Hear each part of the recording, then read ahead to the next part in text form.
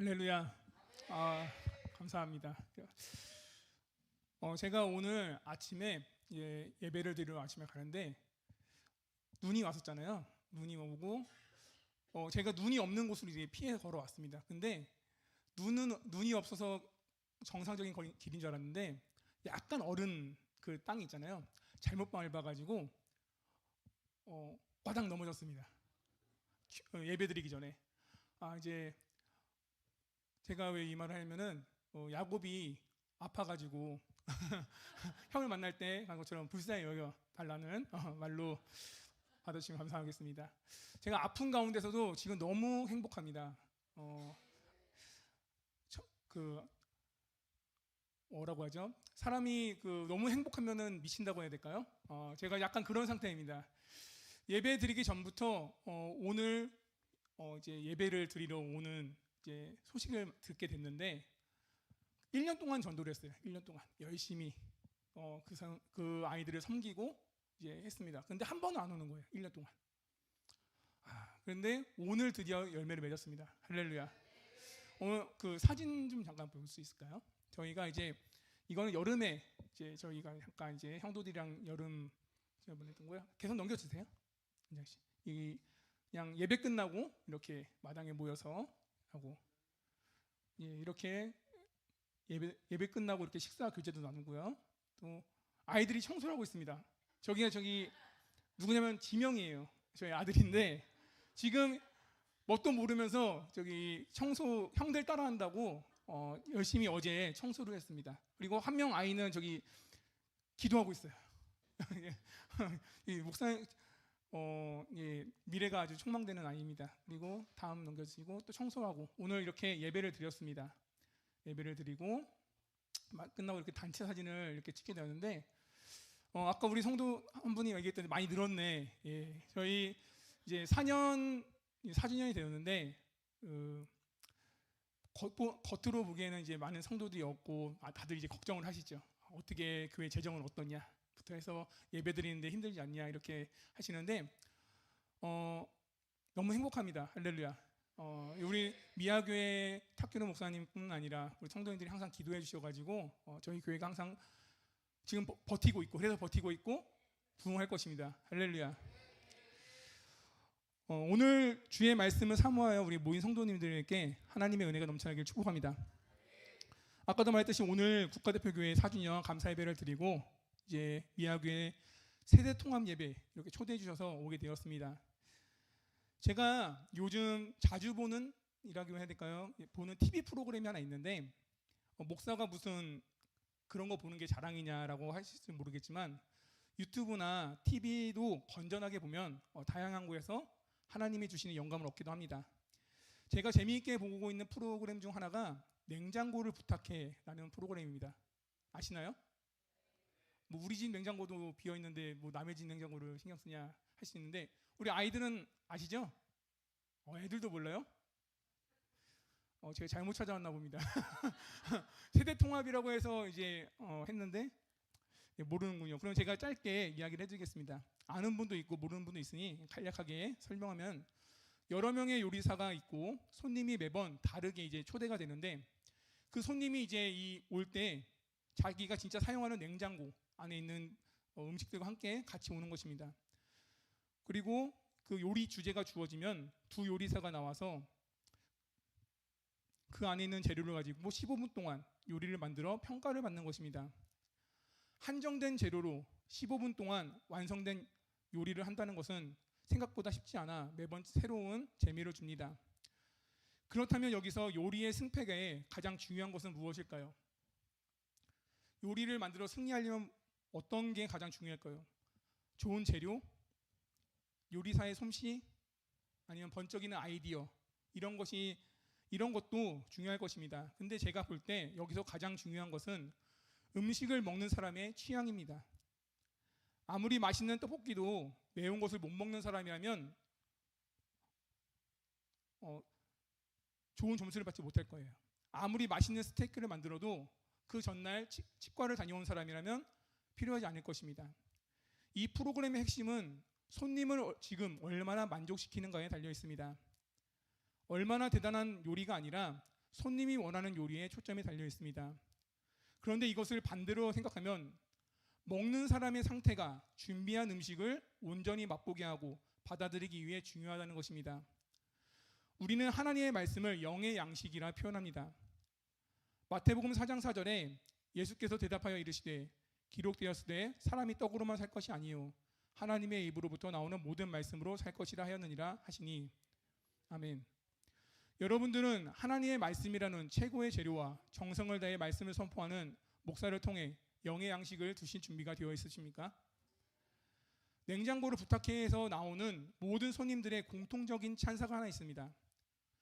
어떤 찬사냐면 그들은 음식을 대접하는 요리사에게 이렇게 말합니다. 나를 위해 이렇게까지 해주다니 너무나 감동적이다.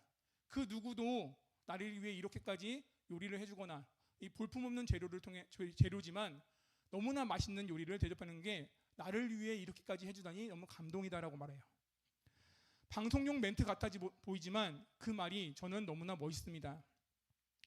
저희 교회가 오늘 4주년이 되었습니다. 오늘 창립 4주년 예배를 드리고 또 말씀을 보면서 하나님이 나를 위해 이렇게까지 하셨구나. 또 삶 가운데 나를 위해 지금도 일하시는구나. 이것을 느끼며 큰 은혜를 경험합니다. 하나님께 영광의 박수 올려드리겠습니다. 여기 모인 모든 성도들은 나를 위해 일하시는 하나님께 먼저 감사해야 하며 나를 위해 주시는 말씀에 감사해야 하며 오늘뿐 아니라 매일 밤낮으로 주를 위해 주신 양을 위해 말씀의 양식을 준비하시는 담임 목사님께 감사해야 할 것입니다. 오늘 서론이 조금 길었지만 이것은 본문에 이어지는 중요한 메시지가 있습니다. 오늘 말씀의 제목을 읽어보겠습니다. 시작. 같은 기회 다른 결말. 제목만 봐도 다들 예측하실 것입니다. 우리 모두에게는 하나님의 은혜로 같은 기회가 주어집니다. 목사든 성도든 누구든 하나님의 말씀 앞에 같은 기회가 주어집니다. 말씀의 은혜, 생명의 은혜, 구원의 은혜, 모든 것이 은혜입니다. 그런데 나의 믿음에 따라 다른 결말이 주어집니다. 본문을 다시 한번 읽어보겠습니다. 시작. 그들은 영벌에 의인들은 영생에 들어가시니라 하시니라. 아멘. 너무 무섭지만 너무 큰 기쁨의 말씀입니다. 우리가 예수천국 불신지옥 많은 이런 말을 들어보셨을 겁니다. 그런데 이 말씀은 단순하게 믿음을 가지라는 것이 아닌 믿는 자가 행해야 할 행동, 삶의 방향에 대한 결과를 말씀하고 있습니다. 말씀을 통해 깨닫는 은혜가 있기를 축복합니다. 예수님께서 제자들에게 이 말씀하신 것은 한 가지 질문으로부터 시작됩니다. 마태복음 24장 3절에 보면 예수께서 감람산 위에 앉으셨을 때 제자들이 조용히 와서 이르되 우리에게 이르소서 어느 때에 이런 일이 있겠사오며 또 주의 임하심과 세상 끝에는 무슨 징조가 있사오리까. 예수님께서 예루살렘의 멸망을 말씀하셨을 때 제자들은 물었습니다. 그렇다면 그때가 언제입니까? 어떤 징조가 있습니까? 그걸 알아야 우리가 피하고 그걸 알아야 우리가 대책을 마련하고 그걸 알아야 우리가 준비하지 않겠습니까? 예수님께서 공생애를 시작하자 많은 사람들이 따르며 모이기 시작했습니다. 그 이유는 그의 말씀은 살아있고 좌우의 날성검보다 예리하였기 때문에 생명을 주고 변화를 일으키며 영을 찔렀습니다. 그런데 그들 가운데 이것을 못마땅해 여기는 무리가 있었으니 대제사장들과 바리새인들과 서기관들이 대표적으로 그랬습니다. 그들은 몇 번이나 예수님을 끌어내리려고 작전을 짜고 어려운 질문을 하지만 예수님께서는 이들의 모든 생각을 아시고 하나님의 말씀으로 그들의 꾀를 물리치십니다. 모든 말문이 막혀 그들이 떠나가자 예수님께서는 제자들에게 겉과 속이 다른 저들에게 화가 있을 것이며 예루살렘이 황폐해질 것이고 예루살렘 성전이 무너질 것을 예언하셨습니다. 듣는 이들에게 있어서 예루살렘이 무너진다는 것은 정말 무서운 일이었을 것입니다. 그래서 제자들은 그러한 일이 있기 전에 징조가 무엇인지 물었습니다. 이렇게 제자들이 묻자 예수님께서는 그들에게 하나하나 다 알려주십니다. 마태복음 24장 36절에서 39절까지 그 환난 날이 있을 것을 알려줍니다. 그런데 그 말씀이 끝나고 나서 이렇게 말씀하십니다. 36절에서 39절 말씀입니다. 그러나 그날과 그때는 아무도 모르나니 하늘의 천사들도 아들도 모르고 오직 아버지만 아시느니라. 노아의 때와 같이 인자의 임함도 그러하리라. 홍수전에 노아가 방주에 들어가던 날까지 사람들이 먹고 마시고 장가들고 시집가고 있으면서 홍수가 나서 그들이 다 멸하기까지 깨닫지 못하였으니 인자의 임함도 이와 같으리라. 아멘. 결론적으로는 이렇게 징조가 있지만 아무도 그때를 알 수 없으며 피할 수도 없다는 것입니다. 그리고 이어 이렇게 말씀하십니다. 그때에 두 사람이 밭에 있음에 한 사람은 데려가고 한 사람은 버려둠을 당할 것이요, 두 여자가 맷돌질을 하고 있음에 한 사람은 데려가고 한 사람은 버려둠을 당할 것이니라. 홍수가 나는 그 상황에 두 사람이 밭에 있는데 한 사람은 데리고 가고 한 사람은 버려둠을 당할 것이라 라고 말씀하십니다. 저는 이 말씀을 보고 너무나 이상했습니다. 아니 이게 무슨 타노스가 딱 우리 세대 통합이 이렇게 어렵습니다. 이거 아시나요? 아시는 분은 아시고 대부분 모르시는데, 제가 이렇게 하면 반응이 있어야 되는데 이게 이렇게 세대 통합이 어렵습니다. 오직 세대 통합은 오직 주님만 가능하신 걸로 알겠습니다.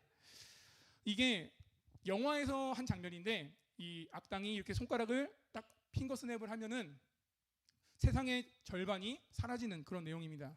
아니 이게 무슨 성경에서 뚱땅지 같은 소리냐. 갑자기 홍수가 나는 그 상황에 한 명은 하나님께서 데려가고 한 명은 버림을 당할 것이다. 여기에 뭐 믿음이 있는 사람은 데려간다 이런 말도 없습니다. 차라리 믿음이 있었던 어떤 사람은 하나님이 데려가고 믿지 않았던 그들을 버려줍니다라고 하면은 쉬울 텐데 그 말씀이 없습니다. 그런데 이 말씀을 이제 그 다음 장에 이어서 비유를 통해 말씀해 주십니다.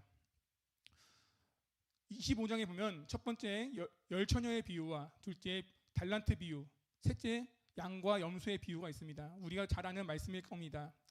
각 비유의 말씀을 보면 첫 번째로 열처녀의 비유는 신랑을 맞이하는 열처녀 중 슬기로운 다섯 처녀는 등불과 기름을 준비했고 미련한 다섯 처녀는 등불만 준비하여 기름을 준비하지 않았습니다. 그리하여 기름을 준비한 다섯 처녀는 신랑과 함께 혼인잔치에 들어가고 기름을 준비하지 못한 다섯 처녀는 들어가지 못한다는 내용입니다. 두 번째 달란트 비유는 주인이 오랫동안 멀리 가게 되어 세 명의 종에게 그들의 재능에 따라 5달란트, 2달란트, 1달란트를 각각 주었고 그들이 이제 주인이 돌아왔을 때 결산을 했는데 5달란트 받은 사람은 5달란트를 남겼고 2달란트 받은 사람은 2달란트를 남겼고 1달란트 받은 사람은 땅에 숨겨두어 그대로 1달란트를 남겼습니다. 그리고 그 결과에 따라 주인은 5달란트 받은 사람을 칭찬을 했고 또 2달란트 받은 사람도 칭찬을 했어요. 그런데 1달란트 받은 사람에게는 무익한 종이라며 있는 것까지 뺏기고 쫓겨나게 됩니다. 세 번째 양과 염소 비유는 주님의 영광이 보좌에 앉았을 때 모든 민족을 그 앞에 모으고 각각 구분하기를 양과 염소를 구분한 것 같이 양은 오른편에 염소는 왼편에 두게 합니다. 그리고 사실 이 말씀은 본문에 나오는 영벌과 영생으로 나뉜다는 말씀을 하신 건데 사실 이것을 비유라고 말하지만 비유라기보다는 앞에 말씀하신 두 비유에 대한 해석과 결말로 봐야 할 것입니다. 한 무리가 예수님께 묻습니다. 이 양과 염소의 말씀에서 한 무리가 예수님께 묻습니다. 언제 제가 주님을 공양했습니까? 그러자 예수님께서 이렇게 대답하십니다. 본문 40절입니다. 임금이 대답하여 이르시되 내가 진실로 너에게 이르노니 너희가 여기 내 형제 중에 지극히 작은 자 하나에게 한 것이 곧 내게 한 것이라 하시고 또 반대편 무리가 이렇게 묻습니다. 제가 언제 주님을 공양하지 않았습니까? 묻자 예수님께서 이렇게 대답하십니다. 이에 임금이 대답하여 이르시되 내가 진실로 너에게 이르노니 이 지극히 작은 자 하나에게 하지 아니한 것이 곧 내게 하지 아니한 것이라 하시니 그들은 영벌에 의인들은 영생에 들어가리라 하시니라. 아멘. 이렇게 주님이 오시는 날에 그들은 영벌에 의인들은 영생에 들어가게 됨을 제자들에게 선포하십니다. 우리는 지금 마태복음 25장에 나타난 비유와 결말에 대해 보았습니다. 비유마다 주는 말씀이 있고 뜻이 있지만 저는 이것을 전체적으로 보면 한 가지 공통점이 있다는 것을 보았습니다. 모두 두 무리가 나오고 모두 같은 기회가 있었지만 두 가지 결말을 맞이한다는 것입니다. 열처녀는 모두 똑같이 하나님의 신부로 선택되었습니다. 재미있는 것은 이 비유 이전에 달란트 비유와 비슷한 충성된 종과 악한 종에 대한 비유가 있는데, 악한 종은 출타한 주인이 더디 올까 생각하여 자기의 삶을 살다가 책망받고 쫓겨났지만, 미련한 신부들은 더디게 오는 신랑을 맞이하지 못해 들어가지 못했다는 것입니다. 여기서 보면 이 신랑이 참 못된 사람입니다. 자기가 늦게 와놓고 말입니다. 만약에 제가 2시 예배 드리기로 오는데 3시에 왔어요. 우리 성도님들이 기다리다 지쳐서 갔습니다. 그럼 제가 이제 와가지고 왜 안 기다렸냐고 화내면 누구 잘못입니까? 제 잘못인가요? 아까 목사님께서 요셉이 예수님을 낳았다고 아멘하라고 했는데 제 잘못인가요? 예, 알겠습니다. 애초에 이 신랑은 몇 시까지 오겠다고 약속한 것이 없습니다. 그리고 차라리 몇 시까지 오겠다고 했어도 늦은 건 신랑이기 때문에 신랑이 잘못한 것으로 보입니다. 저는 그래서 이 말씀을 기름을 준비한 것이 것의 유무가 아니라 기름을 준비한 사람이 잘했다 이게 아니라 이 슬기로운 처녀는 왜 기름을 준비했을까에 초점을 맞춰보았습니다. 그것을 우리는 더 중점적으로 봐야 될 것입니다. 왜 5처녀가 기름을 미리 같이 준비할 수 있었었고 왜 미련한 5처녀는 기름을 준비하지 않았는가? 이것은 평소 신랑에 대한 관심이었을 것입니다. 신랑이 평소에도 약속 시간을 잘 안 지키거나 아니면은 머리가 똑똑하니까 우리 신랑의 보폭은 이 정도 되고 거리가 이 정도 되니 숫자적으로 계산하니까 이쯤에 오겠구나, 기름을 더 준비해야겠다 이랬을지도 모르겠습니다. 물론 이건 제 생각입니다. 그래서 저는 이 처녀가 기름을 잘 준비해서 잘했구나 이거보다는 이 슬기로운 처녀가 기름을 준비할 수 있었던 그 이유가 더 중요하다고 생각이 됩니다. 이것은 말로는 신랑을 기다린다고 하지만 행동으로는 신랑이 언제 올지 관심이 없었던 신부들은 그냥 등불만 준비한 것입니다. 하지만 신랑이 오기를 기다리고 얼마나 간절히 기다렸으면 밤 늦게라도 내가 기다리겠다, 며칠이 걸려도 기다리겠다, 기름을 준비한 처녀의 그 신부들의 차이가 아닐까 합니다. 그래서 앞서 나타난 충성된 종과 악한 종에 말씀하신 것 같습니다. 한 종은 주님이 오실 때 상관없이 관계없이 주인이 없을 때에도 주님이 올 것처럼 기다리며 그의 일을 맡은 바 일을 다했습니다. 주인이 했던 일을 맡아서까지도 그것을 감당했습니다. 주님이 오신다는 것을 기다리며 반드시 올 거란 걸 믿으며 주의 나라를 이루는데 삶을 살았습니다. 근데 반면 한 종은, 악한 종은 주님이 없을 때 주님의 오심을 기다리지 않았습니다. 오히려 더디 오기를 바라며 더디 올 거라 생각하며 나를 위해 살아가는 모습을 보였습니다. 달란트 비유도 마찬가지입니다. 주님을 기다리는 자들과 그렇지 않은 자, 저는 감히 생각한 건데 주인이 화가 난 이유는 그 한 달란트 받는 사람이 이윤을 남기지 않았기 때문이 아니라 주인이 오지 않기를 바라는 마음이 있기 때문이었던 것 같습니다. 제가 이렇게 생각하는 이유는 마태복음 24장 27절 말씀 보면 이렇게 말씀하고 있습니다. 그 주인이 대답하여 이르되 악하고 게으른 종아, 나는 심지 않은 데서 거두고 해치지 않은 데서 모으는 줄 얘가 알았느냐?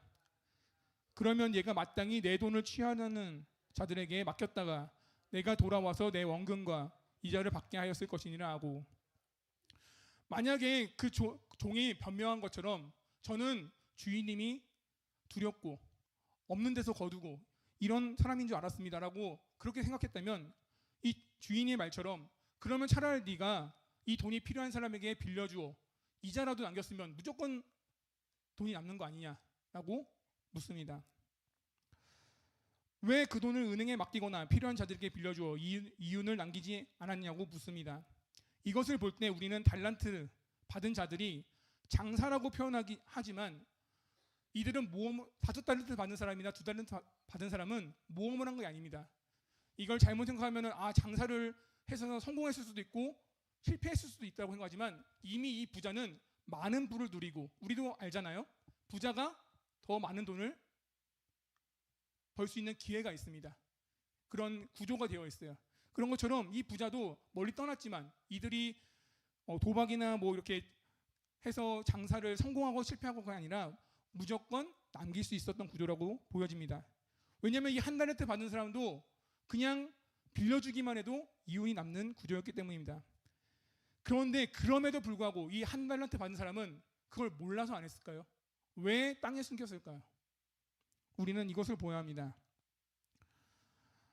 만약에 주인이 빨리 와서 이것을 함께 나누기를 원했다면 이 한 달란트 받은 사람도 똑같이 이윤을 남기기를 추구했을 것입니다. 그런데 이 한 달란트 받는 사람은 다른 생각을 품었던 것 같습니다. 주인이 더디와 늦게 와서 이 묻어둔 것을 잊어버리면 자신의 것으로 남기려는 것이 아니었을까 생각이 듭니다. 사실 종은 아무리 벌어도 그 돈이 자기네 것이 아닙니다. 물론 주인이 기분이 좋아서 이건 너 가져 하면 그건 은혜지만, 종이 열심히 벌었지만 주인이 안 주면 주인의 것이에요. 물론 대우가 다르고 보너스를 받을지 모르겠지만 말입니다. 우리도 길을 가다가 5만 원짜리가 딱 떨어져 있어요. 어떻게 합니까? 먼저 밟죠. 먼저 밟습니다. 그리고 주위를 둘러봅니다. 혹시 주인이 지금 근처에 있나? 둘러볼 겁니다. 만약에 5분이 지나도 주인이 안 나타나요.